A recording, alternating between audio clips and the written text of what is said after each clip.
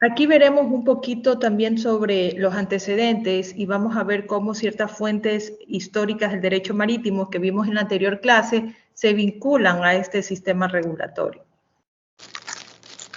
En este sentido, cuando hablamos del sistema regulatorio marítimo, lo conocemos como la intervención del Estado en el tema de la navegación. Ahí es cuando quisiera preguntarles a ustedes, ¿por qué el Estado tiene que intervenir? En razón que hay corrientes que dicen que hay que evitar que el Estado controle y hay otras que dicen que el Estado debe controlar. En este sentido, ¿qué piensan ustedes al respecto? ¿Por qué se justifica que el control del Estado para establecer regulación en el sector marítimo? Es decir, ¿se justifica o no el control del Estado para establecer regulación en el sector marítimo? Claro. ¿O ustedes piensan que es preferible que se controle de forma privada? ¿O hay una justificación para que sí intervenga el Estado en esta regulación marítima? ¿Qué opinan ustedes al respecto? Porque ya como les indiqué, hay algunas corrientes que dicen que hay que evitar que el Estado controle y hay otras que dicen que el Estado debe controlar. ¿Ustedes de qué lado estarían y justificadamente por qué? ¿Alguien que desee participar? Doctor. Sí, adelante, por favor, Fabricio. Buenas tardes, capitán de corbeta Fabricio Mera, señores oficiales, buenas tardes. Yo considero que es importante para un Estado que ejerza cierto tipo de regulación, porque obviamente todo lo que es actividad marítima es de importancia para los Estados, eso es innegable, ¿no? Tanto desde el punto de vista internacional como nacional. Entonces, de alguna manera, dejar las puertas abiertas para que se autorregule el mercado o que sea de forma privada, a mi criterio y de mi experiencia, no es lo más prudente, porque eso a veces permite que ciertos intereses manejen a su conveniencia este tema. Entonces, siempre el Estado tiene que tener algún tipo de poder de regulación y para eso debe tener la capacidad de control, por más soft que sea. Muchas gracias, Fabricio. De hecho, puede haber un cierto desequilibrio, como tú dices, ¿no? Entre la parte más fuerte y más débil. Yes. Gracias. ¿Alguien más que desea opinar al respecto? Buenos días, Evelyn, capitán de corbeta Eric Muñoz.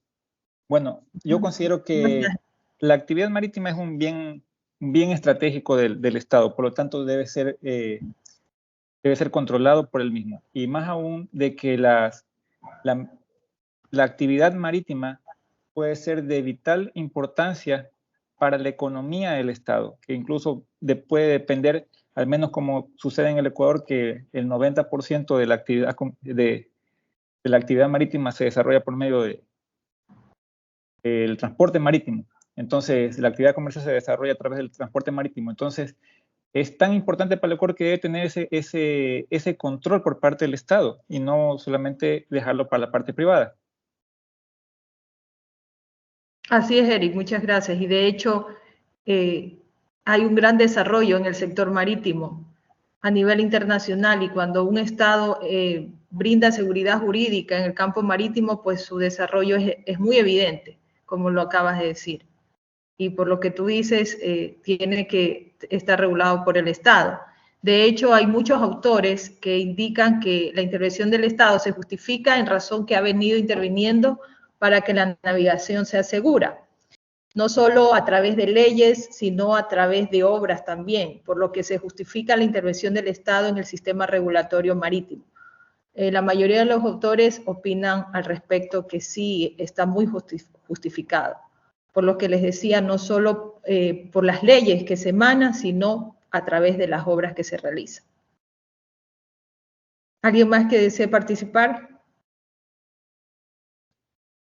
Yo creo que tanto regulación como autorregulación debe haber un mix para poder mejorar el desarrollo de un país. Hay que tomar en cuenta que hay ciertas partes donde el Estado tiene que regular. En el caso de una protección del medio ambiente y la seguridad como tal.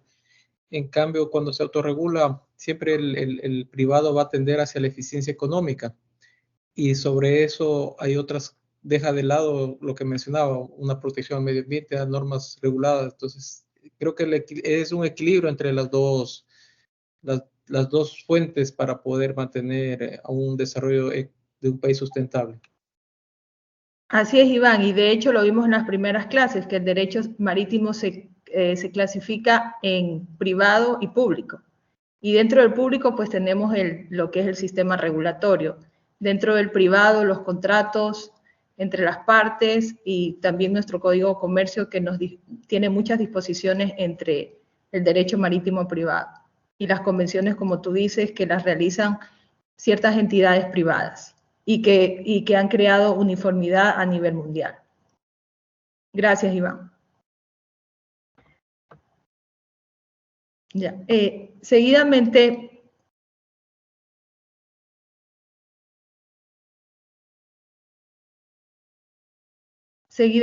podemos verificar que dentro de sus antecedentes encontramos, como vimos en las principales fuentes de derecho marítimo, la ley de Rodas. La ley de Rodas, además de los principios que estudiamos, como la hinchazón y la avería gruesa, disponía también en una de sus reglas la navegación prohibida en tiempos de alto riesgo como en invierno. Esto es relativo a la prevención como seguridad marítima. Entonces, esta regla también la encontramos en la ley de Rodas. Nosotros al principio estudiamos fueron los principios, pero en lo relativo al sistema regulatorio marítimo también hay disposiciones como las que les acabé de enunciar. Asimismo, encontramos ciertas bases normativas en la Biblia. Justamente en el libro de Génesis, capítulo 6, del versículo del 14 al 16, si alguien por favor puede buscar en el Google y indicarnos qué nos dice Génesis capítulo 6 del 14 al 16, por favor.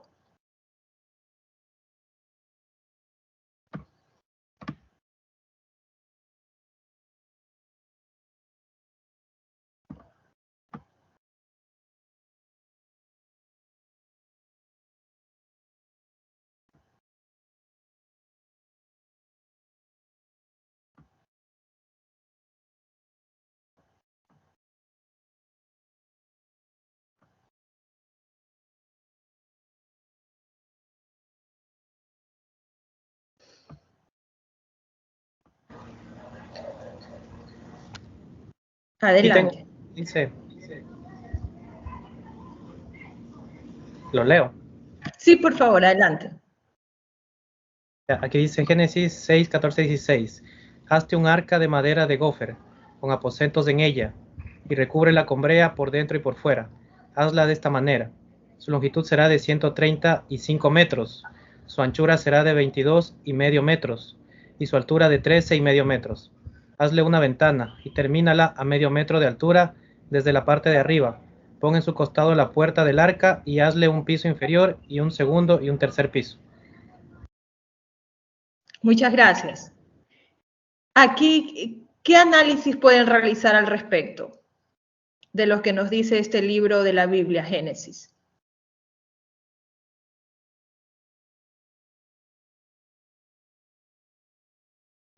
¿Qué está indicando aquí en este capítulo? ¿O a qué convenio tiene similitud?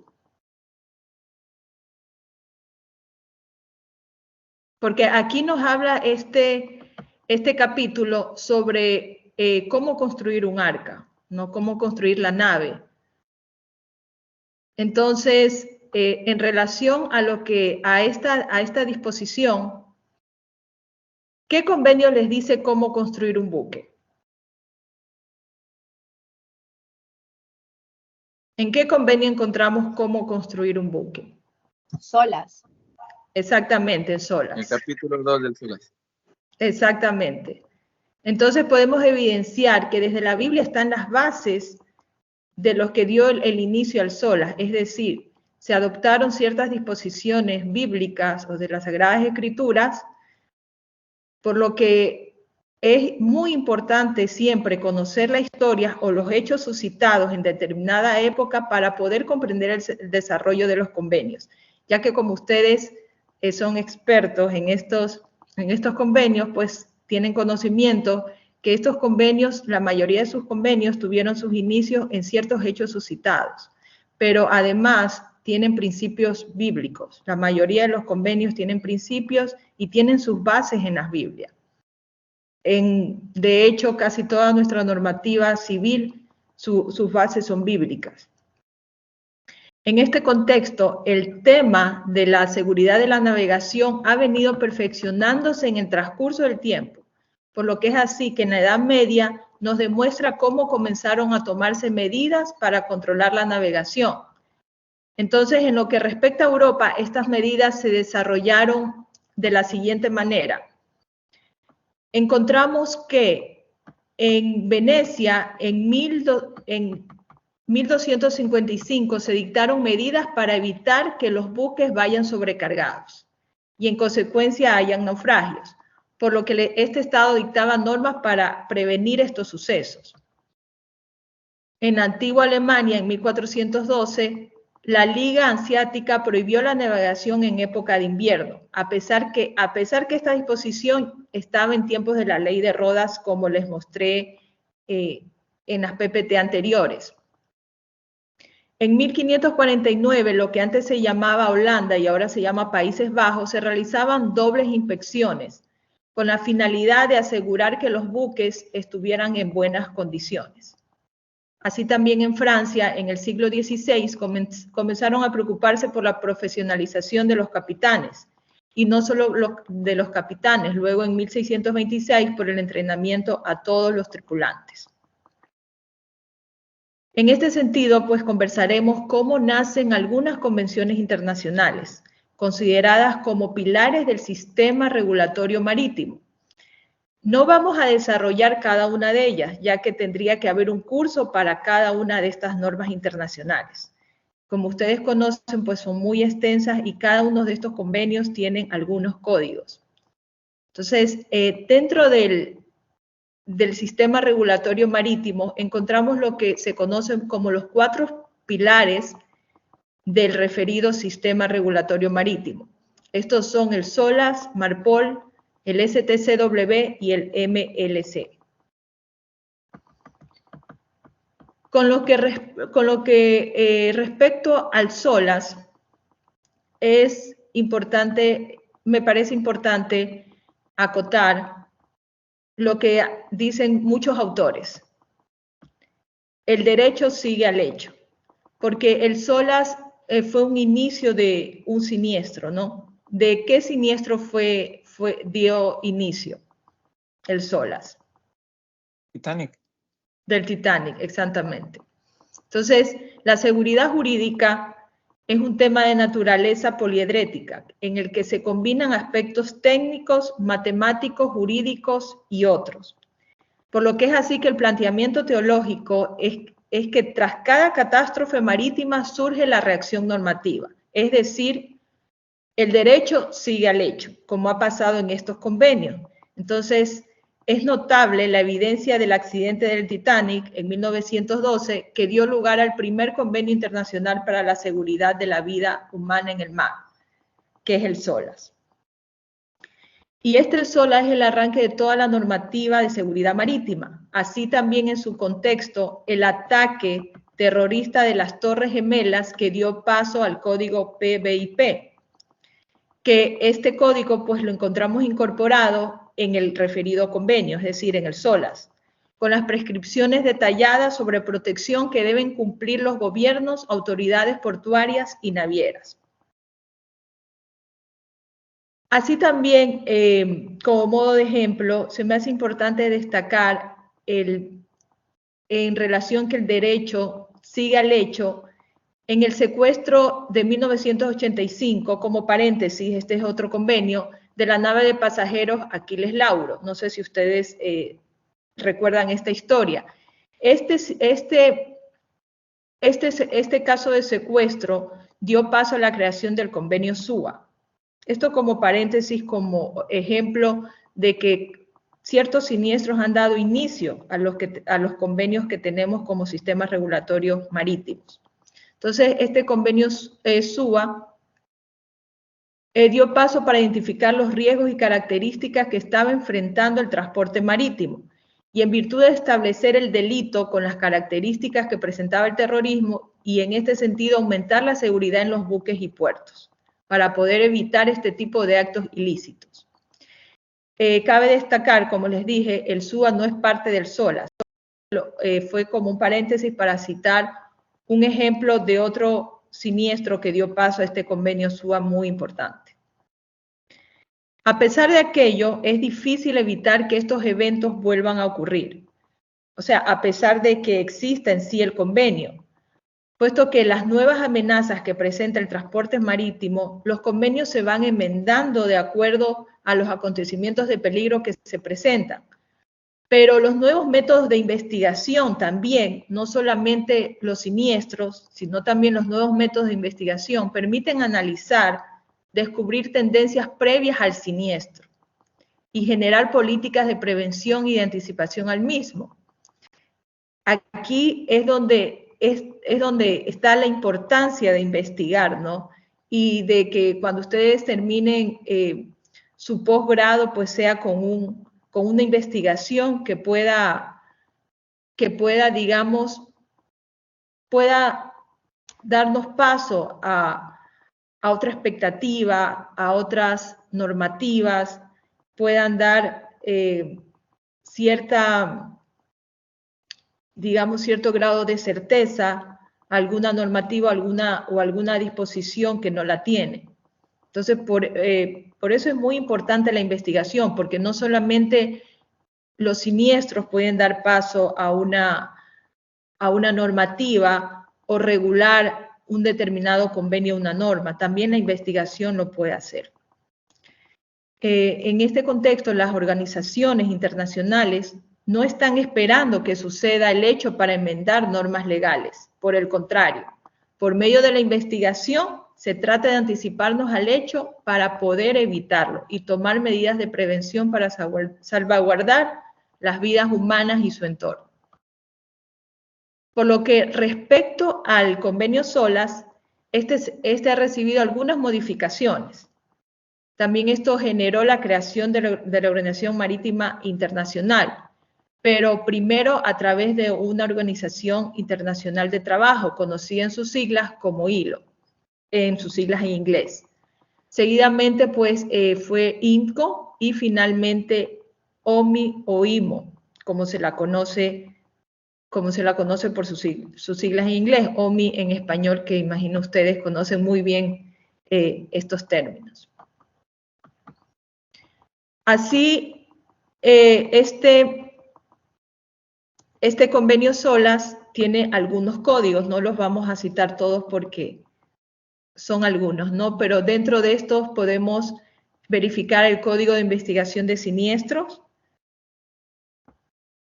el Código Internacional para la Protección de los Buques y de las Instalaciones Portuarias, Código Marítimo Internacional de Cargas Sólidas a Granel, Código Internacional de Dispositivos de Salvamento.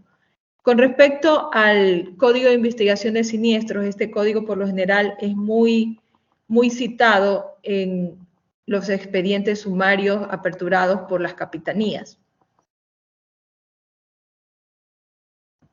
En lo que respecta al convenio MARPOL, en el siglo XX tuvimos el naufragio del buque Torrey Canyon.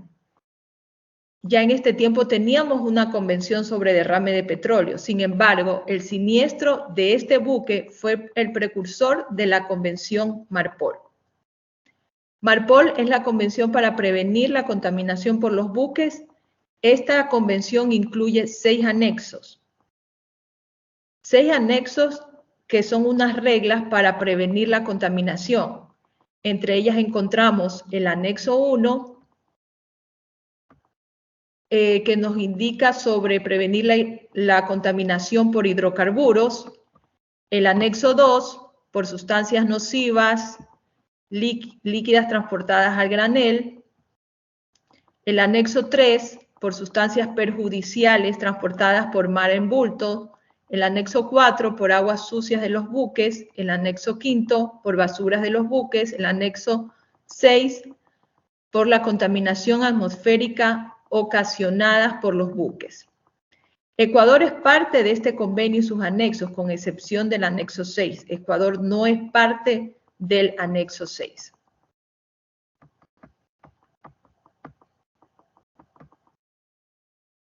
Además, dentro de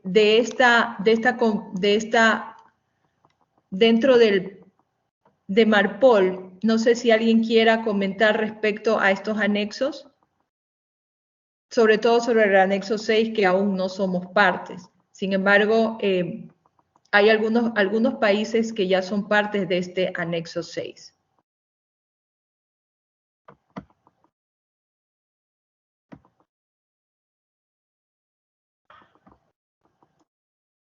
En lo que respecta al convenio STCW, en este convenio seguimos en el siglo XX, donde nace la convención del STCW, Convenio Internacional sobre Normas de Formación, Titulación y Guardia para la Gente de Mar, aprobado en 1978, pero entra en vigor en 1984. Este convenio no aplica para buques pesqueros, por lo que para buques pesqueros aplica el STCW F95. Es importante indicar que Ecuador es parte del STCW, pero no es parte del STCW F95, que este es para los buques pesqueros, tiene otras disposiciones. De hecho, el convenio STCW pues indica que no aplica para buques pesqueros. Seguidamente, encontramos en el siglo XXI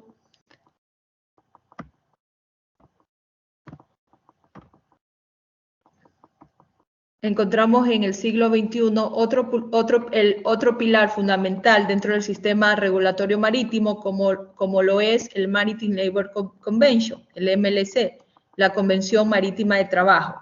Ecuador ya es parte de esta convención, porque antes no lo era. Hace poco ya somos parte. Este convenio tampoco aplica para el sector pesquero. De hecho, dentro de sus disposiciones exceptúa a este sector. Por lo que para este sector, dentro de la industria marítima, pues se creó el Convenio sobre el Trabajo de la Pesca número 188. Este convenio fue desarrollado por la Organización Internacional de Trabajo. A pesar de aquello, Ecuador no es parte de este convenio. Sin embargo, este convenio tiene muchas disposiciones para el sector pesquero y ha sido adoptado por muchos países, pero Ecuador aún no es parte. Cabe indicar también que nuestra normativa es muy proteccionista al trabajador. Sin embargo, este convenio pues es prolijo en cuanto al sector pesquero, porque este sector, el sector marítimo en sí tiene que tener ciertas disposiciones especiales, y más aún el sector pesquero, que es de un alto riesgo, ¿no?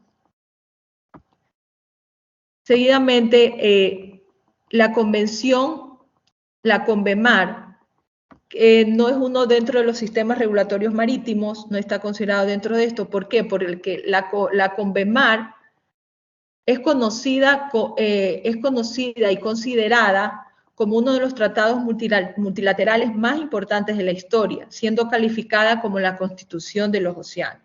Es decir, está en supremacía a los sistemas regulatorios como el SOLAS, el STCW, el MLC. Esta CONVEMAR es considerada, como les decía, como la Constitución de los Océanos. La CONVEMAR es aprobada en el año 1982, tras 9 años de trabajo, y abierta su firma por parte de los estados, por lo que entra en vigencia en 1994. Ecuador ratifica la CONVEMAR en el año 2012. Como les decía, no podemos estudiar los convenios, cada uno de los convenios, porque no nos alcanzaría el diplomado. Tendríamos que tener un curso aparte para poder estudiar cada uno de estos convenios.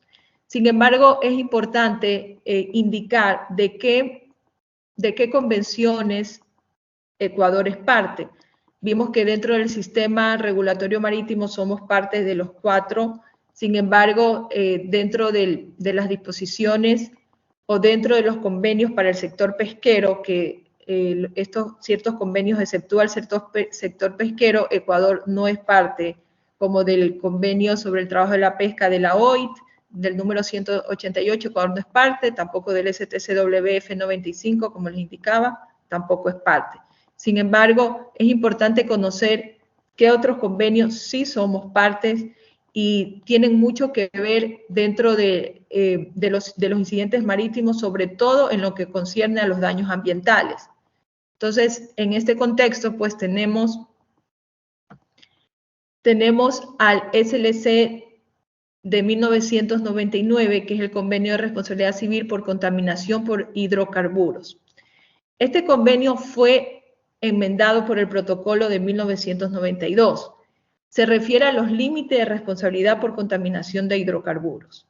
Aquí hay un límite de responsabilidad por cada siniestro de contaminación.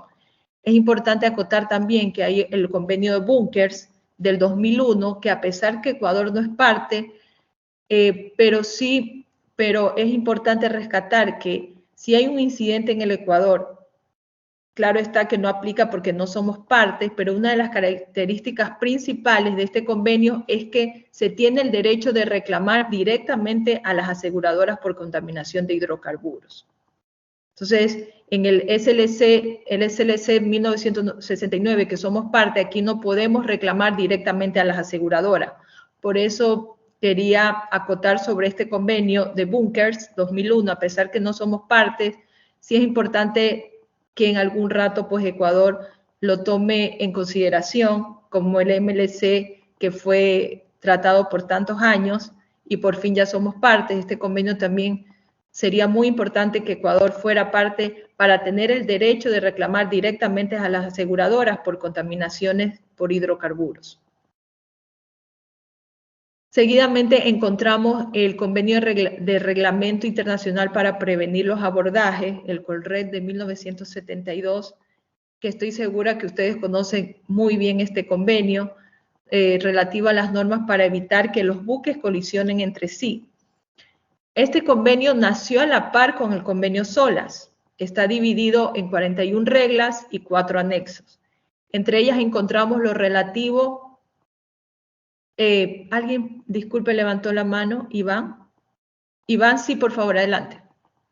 Con respecto al convenio de responsabilidad civil por contaminación por hidrocarburos, puede que me equivoque. El Estado tiene que cancelar, si no me equivoco, es como un seguro que hay que pagar, es como algo parecido al P&I, y tiene que pagar en Inglaterra. No sé si es lo que estoy yo, que sí se pagaba algunos años, pero hay años que no se pagan. No, sí, de hecho sí es exigido pagar el seguro del P&I. Lo que establece este convenio es un límite de responsabilidad. Es un límite de responsabilidad en lo concerniente a los daños ambientales, pero de hecho no exime al seguro de no pagar, porque nosotros como Ecuador y dentro de las naves hay una obligación que tienen que tener el P&I, y el P&I, como tú lo dices, Iván, es relativo también a daños a terceros, y en eso incluye la contaminación al medio ambiente. Sí, doctor Villagrán, adelante.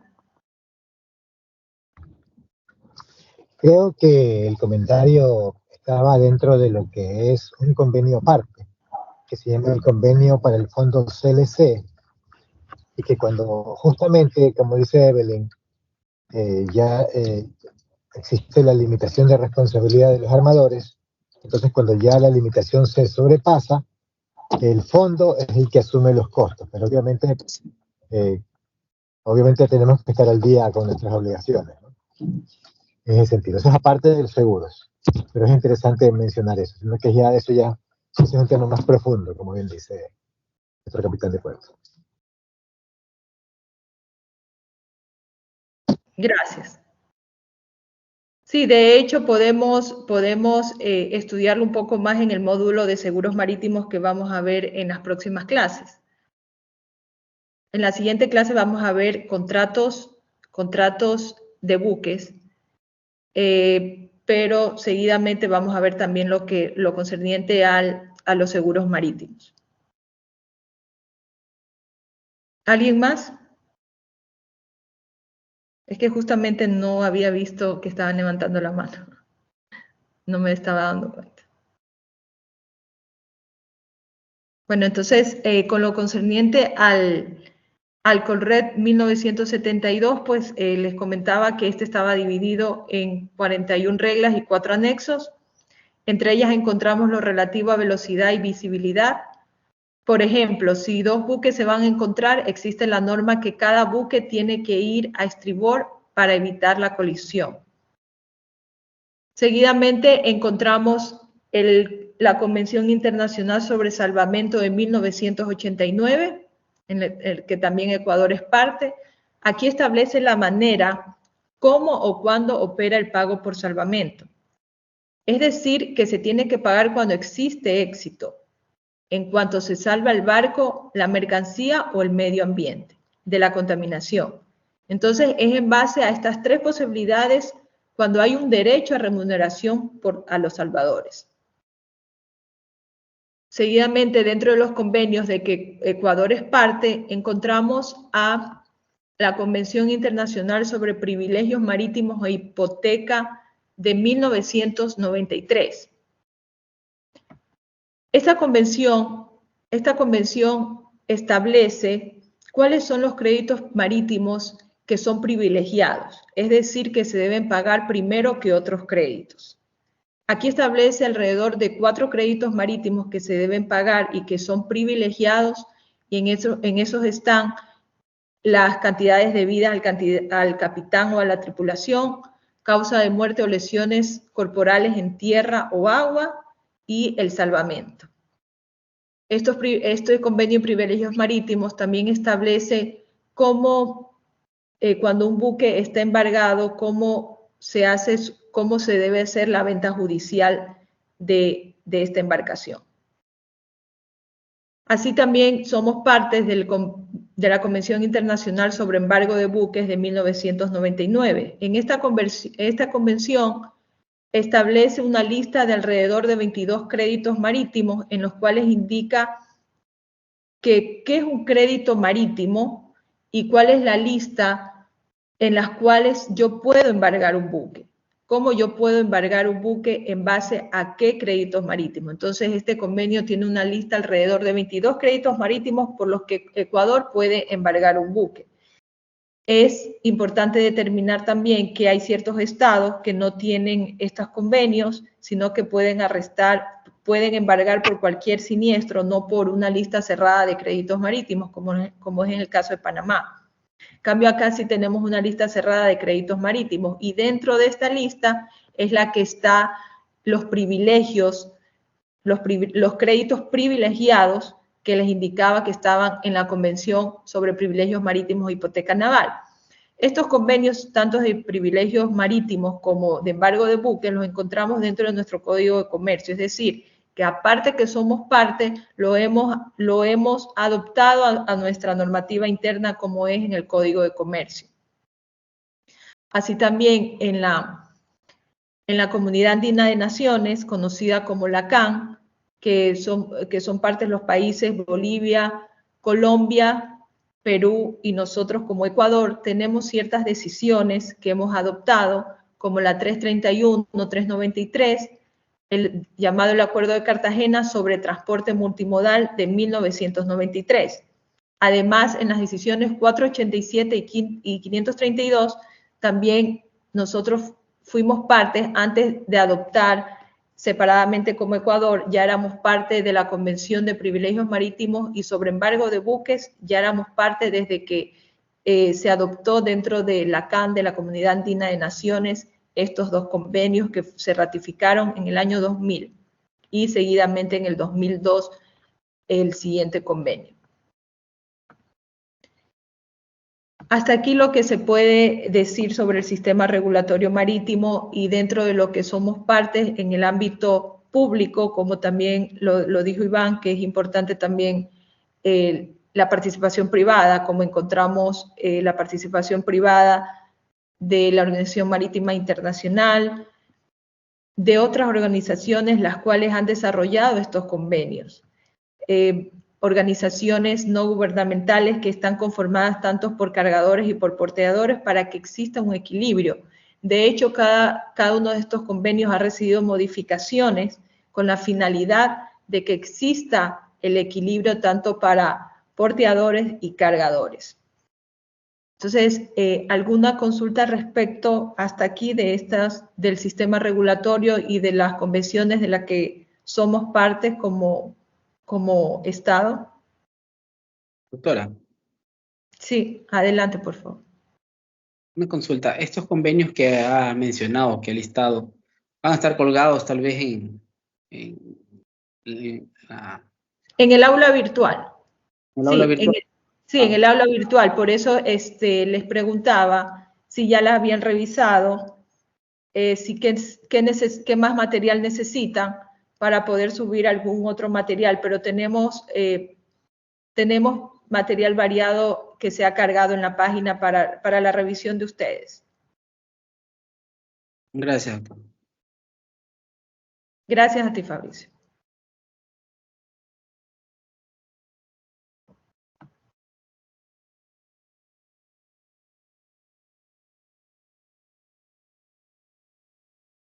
¿Alguien más que desee participar? Porque ya nos faltan alrededor de 9 minutos para que empiece el webinar con Diana Vinuesa. No sé si Diana ya está conectada, todavía no. Bueno, imagino que aún no. Entonces tenemos alrededor de 9 minutos. No sé si necesiten un break antes del Hola, webinar. sí estoy conectada, sino que estoy peleando con la plataforma. Ok. Espero funcione. Yo estoy esperando, no te preocupes. Ya, gracias, Diana. Gracias.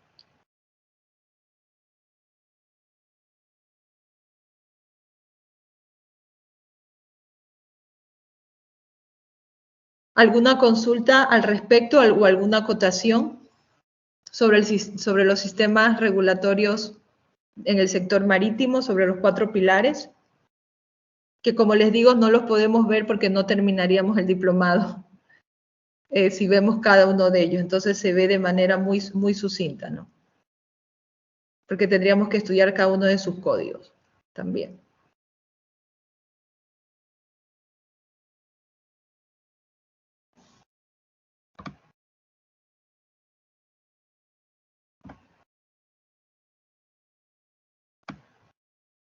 Tal vez un comentario Sí, adelante, por favor. o algo para pensar. Creo que comenzó una especie de discusión sobre el tema de la conveniencia de la regulación, o si es mejor que cada cual se autorregule. Creo que una de las cosas que vamos a hacer es continuar con esa discusión.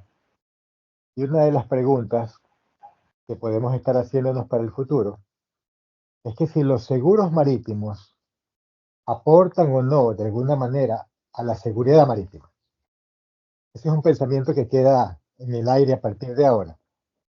Acuérdense que los seguros le exigen a las embarcaciones ciertas condiciones. Los seguros contratan inspectores e imponen las denominadas garantías. Si ocurre un siniestro marítimo y no se cumplen esas garantías, el seguro no cubre. Entonces, en algunos casos, los armadores están conscientes que deben cumplir ciertas condiciones que son puestas por los propios seguros. Eso queda como para discusión a lo largo de este diplomado, especialmente cuando ya veamos el tema de los seguros marítimos.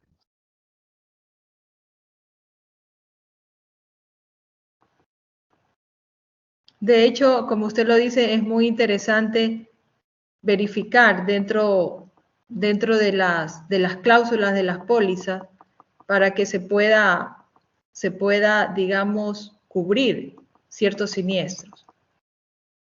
Que el mismo armador debe garantizar si el buque cumple o no con lo dispuesto en la póliza, que tiene la finalidad también digamos, de tener mayor garantía dentro de la seguridad marítima. Y una de las cosas que hablamos en seguridad marítima es lo de la navegabilidad. Pero en el tema de seguros, eso también es un elemento esencial, la navegabilidad. Ese es un tema pues, que podría hacer que una embarcación no goce de cobertura, si es que los armadores no han asegurado la navegabilidad del buque antes de empezar la expedición marítima, ¿no? Ese es un tema ya como para discutirlo en el transcurso de este diplomado. Gracias.